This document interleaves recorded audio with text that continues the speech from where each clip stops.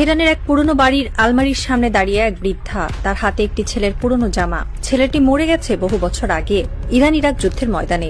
জামাটা এখন আর কারো কাজের না, রং উড়ে গেছে, কাপড় জীর্ণ। তবু বৃদ্ধা ওই জামা ছুঁয়ে কাঁদে, কারণ ওই জামার ভেতরে আছে ছেলের গন্ধ। ওই জামা ফেলে দেওয়া মানে ছেলেকে আবার মারা।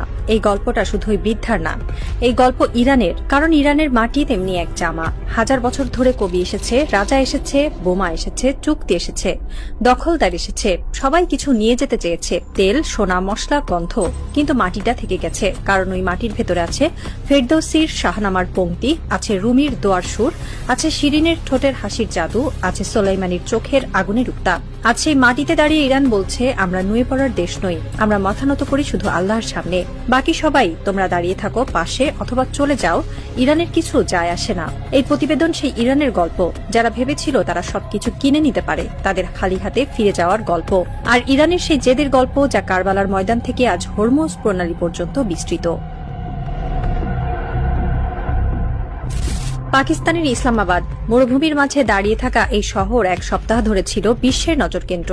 যুক্তরাষ্ট্রের ভাইস প্রেসিডেন্ট জেডি ভ্যান্স এসেছিলেন ইরানের শীর্ষ কূটনীতিকদের সঙ্গে শান্তি আলোচনায়। পাকিস্তানের সেনা প্রধান জেনারেল আসিম মুনির মধ্যস্থতা করছিলেন। টানা ২১ ঘণ্টা আলোচনা। কফি শেষ, নথি উল্টে গেছে, দোভাষীরা ক্লান্ত, কিন্তু শেষ পর্যন্ত কোনো চুক্তি হয়নি। কারণ যুক্তরাষ্ট্র চেয়েছিল পারমাণবিক অস্ত্র বন্ধ, আর ইরান চেয়েছিল হামলা বন্ধ, নিষেধাজ্ঞা প্রত্যাহার, হরমুজের সার্বভৌমত্ব, মার্কিন ঘাঁটি সরানো, ক্ষতিপূরণ। ইরানের ১০ দফার সামনে যুক্তরাষ্ট্রের এক দফা যেন বালুর বাঁধ ঢেউ এসে ভেঙে দিল। ভাইস প্রেসিডেন্ট ভ্যান্স যখন ইসলামাবাদ ছাড়েন, তার হাতে কিছুই ছিল না, তার মুখে কোনো হাসি ছিল না, শুধু ক্লান্তি। সেই ক্লান্তি শুধু উড়োজাহাজের নয়, সেটা আত্মার ক্লান্তি। যে আত্মা ভেবেছিল সবকিছু কেনা যায়, চুক্তির টেবিলে বসে পাওয়া যায়, কিন্তু আজ দেখল ইরান বিক্রির নয়, ইরান কারো কাছে মাথা নত করার দেশ নয়। হোয়াইট হাউসে ফিরে ট্রাম্প নীরব, তার সেই ভীতিকর নীরবতা বিশ্বকে কাঁপাচ্ছে। কারণ বড় ঝড় আসার আগে যেমন চারপাশ নিস্তব্ধ থাকে, ট্রাম্পের এই নীরবতা ঠিক তেমনই। তিনি কি আবার যুদ্ধ শুরু করবেন, নাকি ইরানের শর্ত মেনে নেবেন, কেউ জানে না। কিন্তু ইরান জানে তারা আর পিছপা হবে না।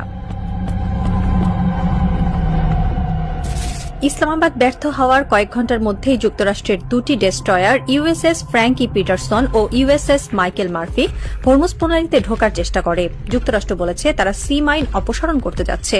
ইরান বলেছে যুদ্ধকালীন পরিস্থিতিতে যুক্তরাষ্ট্রের কোনো জাহাজ প্রবেশের অনুমতি নেই। ঘটনা কি?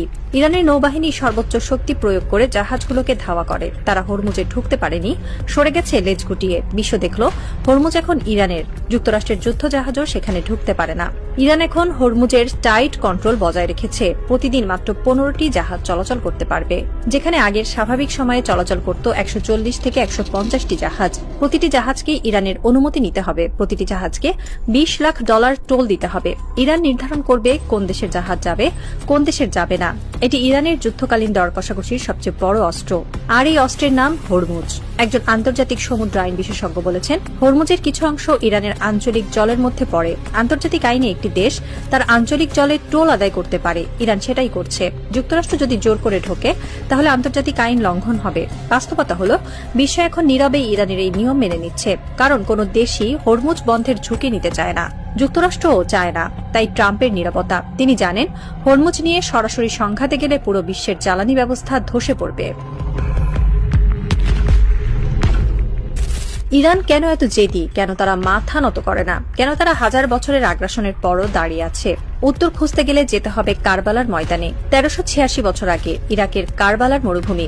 এক হাতের মুঠো মানুষ, ইমাম হোসেন রাদিয়াল্লাহু ও তার 72 জন সাথী, তাদের সামনে হাজার হাজার সেনা। তাদের তীর কম ছিল, পানি ছিল না, চিৎকার করার গলাও ফুরিয়ে এসেছিল। তবু তারা বলেনি আমরা রাজি। তারা বলেছিল আমরা মরব, কিন্তু মাথা নত করব না। এই গল্প ইরানের প্রতিটি শিশু শুনে বড় হয়, প্রতিটি বৃদ্ধ এই গল্প বুকে ধারণ করে। এই গল্প তাদের রক্তে মিশে আছে। এই গল্পই তাদের প্রতিরোধের উৎস।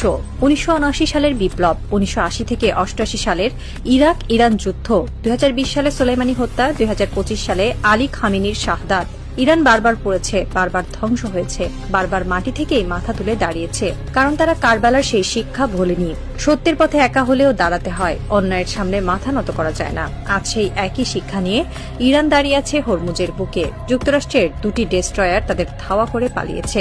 ভাইস প্রেসিডেন্ট খালি হাতে ফিরে গেছে, ট্রাম্প নীরব, কারণ তারা জানে ইরান মাথা নত করে না। ইরান শুধু একবার মাথা নত করে, সিজদায়, আল্লাহর সামনে, তাদের সামনে নয়, কখনো না।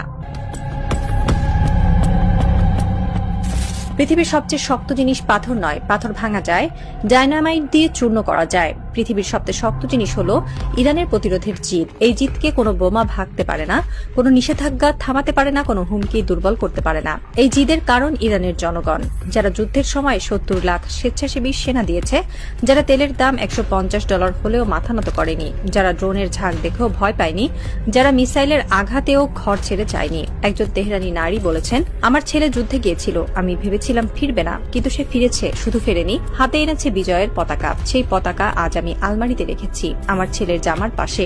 যতদিন আমি বাঁচবো এই পতাকা আর জামা থাকবে, কারণ এগুলো ইরানের বিজয়ের প্রতীক। এই গল্পগুলো ইরানের প্রতিটি ঘরে ঘরে। এই গল্পগুলো প্রমাণ করে ইরানকে হারানো যায় না, ইরানকে দমানো যায় না, ইরানকে শুধু সম্মান করা যায়।